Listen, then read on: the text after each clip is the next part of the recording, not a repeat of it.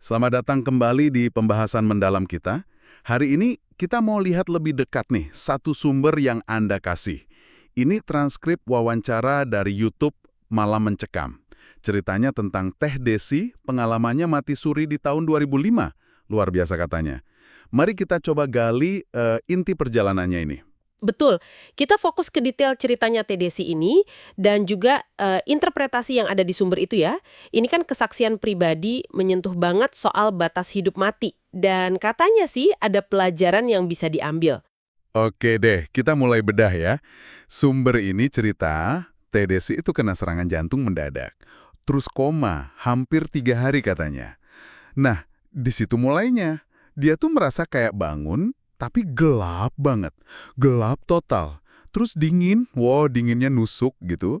Lalu badannya kayak keangkat gitu. Nah, ini bagian yang langsung bikin penasaran nih. Dia lihat jasadnya sendiri, lagi tiduran di kasur rumah sakit. Wah, ini sering denger ya pengalaman kayak gini. Iya sering banget. Sensasi lihat badan sendiri dari luar, out of body experience lah istilahnya. Itu elemen yang cukup umum ya di cerita-cerita mati suri. Tapi yang menarik di sini, Sunder ini lewat kerabatnya Tedesi, Uwadudung ya namanya, itu langsung ngasih makna spesifik gitu. Katanya itu momen roh pisah sama jasad. Dan rasa dinginnya itu, ya simbol dinginnya kematian itu sendiri. Jadi ada bingkai spiritualnya langsung. Oh, jadi langsung diartikan gitu ya? Oke.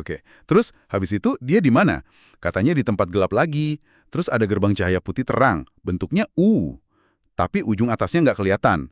Dan tangannya, nah ini, dipegang dua sosok, mirip almarhum kakek neneknya. Tapi kok aneh, mereka diam aja. Nggak ada ekspresi, lihatnya lurus ke depan. Nah, ini interpretasinya makin dalam lagi nih menurut sumbernya. Kata Uwadudung itu, sosok-sosok itu bukan arwah kakek nenek beneran. Tapi visualisasi amal baik Teh Desi itu di tangan kanan, sama amal buruknya di tangan kiri. Gitu katanya. Wujud orang dikenal itu biar dia nggak takut aja. Katanya gitu. Sumber ini kayaknya menekankan banget gagasan soal perbuatan kita ya, yang jadi pendamping pertama. Wah, jadi kayak semacam audit spiritual gitu ya yang divisualkan. Menarik. Lalu di balik gerbang cahaya itu, dia lihat apa? Nah, di baliknya itu sumbernya gambarin kayak pemandangan awan putih bersih. Luas banget. Terus di situ ada jutaan sosok manusia. Seliweran gitu, tapi nggak jelas mukanya. Jalan hilir mudik, tapi anehnya nggak tabrakan. Kayak rame tapi kok ya sendiri-sendiri gitu ya rasanya. Gimana sumbernya menafsirkan ini? Menurut interpretasi di situ, itu gambaran alam penantian. Jadi roh-roh di sana tuh nungguin doa. Doa dari keluarga yang masih hidup di dunia. Makanya wajah sama arahnya nggak jelas itu melambangkan kondisi nunggu itu. Kayak di limbo gitulah ya. Teh Desi sendiri gimana? Dia takut ya? Dia sadar ini bukan tempatnya, terus pengen pulang. Apalagi pas dia kayak lihat ayahnya sama anak pertamanya tidur di ruang rawat, terus dia mohon ke sosok kakek nenek itu. Nah, momen kuncinya itu pas dia ngucap Astaghfirullahalazim, Allahu Akbar. Zikir ya. Habis itu kedua sosok itu hadap-hadapan, terus kayak ngasih izin pulang.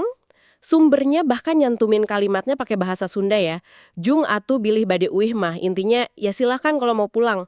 Seketika itu dia ngerasa jatuh dari tinggi banget terus masuk lagi ke badannya. Jadi, kesadaran soal keluarga, terus pasrah sama Tuhan itu jadi kayak kunci baliknya ya, menurut cerita ini. Iya, sumbernya menyoroti itu. Ikatan batin keluarga, kekuatan doa atau zikir, terus mungkin niat kuat buat hidup lagi. Buat Teh Desi, ini jadi titik balik. Semacam teguran gitu dia bilangnya. Dan benar aja setelah sadar, hidupnya berubah ya. Sumber bilang dia jadi lebih peka. Peka sama hal-hal gaib, bisa ngerasain kehadiran makhluk lain, bahkan katanya bisa lihat roh orang yang mau meninggal. Ada contohnya kan soal pamannya, Uapen. Iya, itu diceritain juga. Dia lihat roh Wapen pakai baju ihram, senyum di atas jasadnya di ICU. Kayak pamitan gitu. Gak lama kemudian, Wapen beneran meninggal. Nah, kemampuan ini, kata keluarganya di sumber itu bukan buat sombong ya, tapi bagian dari perjalanan spiritual dia. Semacam anugerah lah yang harus dipakai bijak, buat pertebal iman, bantu orang kalau bisa. Oke, jadi kalau kita rangkum nih ya, inti dari sumber ini tuh kesaksian detail pengalaman dekat kematian, lengkap sama tafsir spiritualnya, soal alam setelah mati, peran amal, peran doa, dan gimana pengalaman itu bisa mengubah hidup orang banget. Betul. Pesan utama dari Teh Desi lewat ceritanya ini ya pengingat aja buat kita. Pentingnya keluarga, doa mereka, terus pentingnya perbaiki diri secara spiritual, saling maafin selagi bisa, dan siap-siap hadapi kematian. Itu pasti datang kan? Ada kutipannya yang lumayan ngena sih. Wajah paling serem itu bukan hantu, tapi wajah kita sendiri pas sakaratul maut. Wah, dalam ya pesennya. Nah, sebagai penutup nih, ada satu pemikiran buat Anda renungkan. Kalau memang benar, amal baik dan buruk kita itu nanti menjelma jadi pendamping pertama kita setelah mata tertutup, kira-kira wujud pendamping seperti apa ya yang bakal kita temui nanti berdasarkan jejak kita selama ini? Coba direnungkan.